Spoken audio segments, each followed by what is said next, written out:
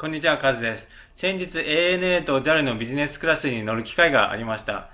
JAL のビジネスクラスを使って、成田からオーストラリアのメルボルンに飛びました。その時に利用した機材が、初代スカイスイートが搭載されている787でした。一方 ANA は 777-300ER でシカゴから成田に飛びました。この動画では日本を代表するエアライン ANA と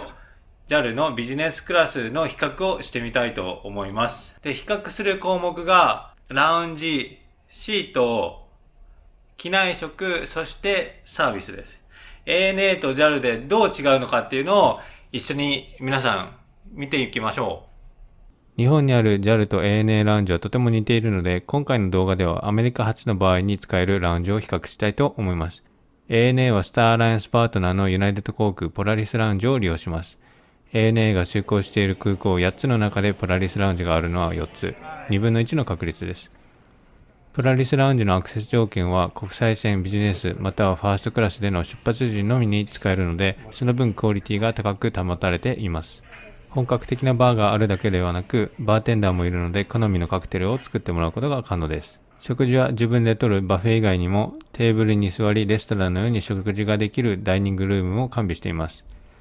ホテルの朝食並みに美味しかったです。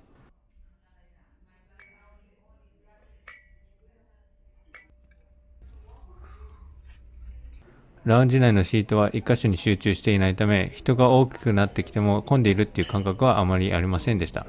ほぼどこからでも外の景色が見えるっていうのもポイントなのかもしれません。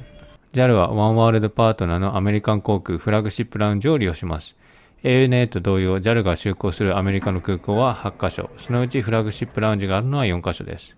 私はシカゴにあるフラッグシップラウンジしか行ったことがありませんので、その時の動画を紹介します。結構シートが密集している印象を受けます。隣の人との距離が近めです。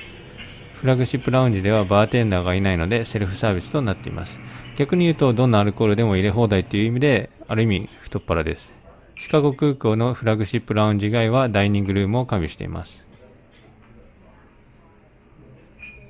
ラウンジは断然ポラリスラウンジがおすすめです。ということで ANA に1票。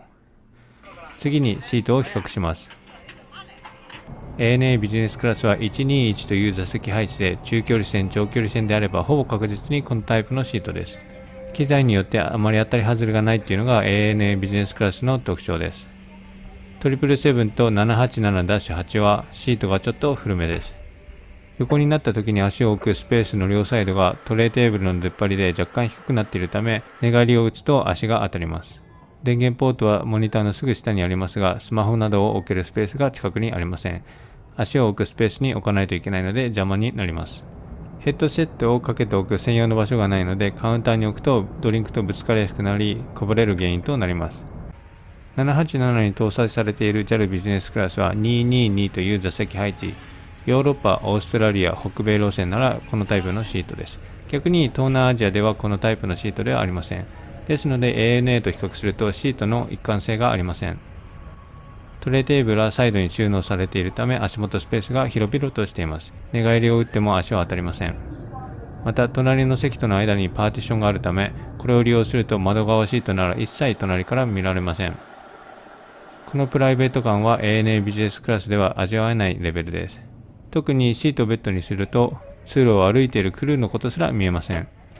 電源ポートの近くにカウンタースペースがあるため、充電をしながらスマホやカメラを置くことが可能です。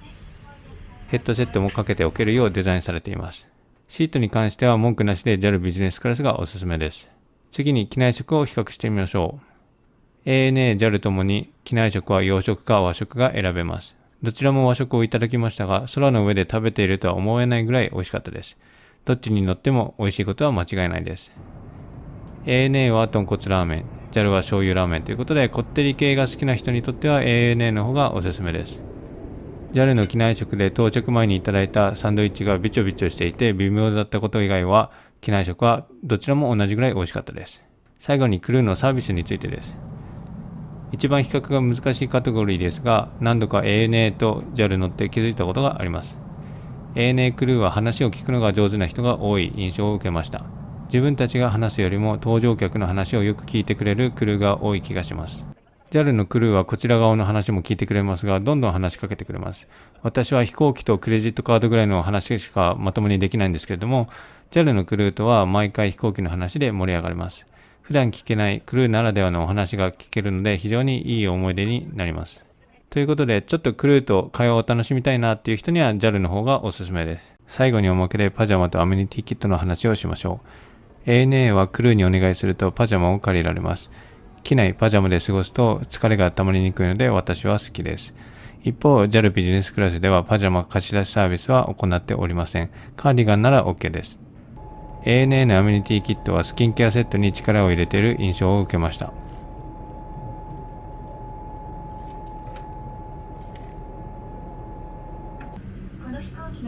JAL のアメニティキットに入っているものは特に珍しいものはありません。どこでももらえそうなものばかりです。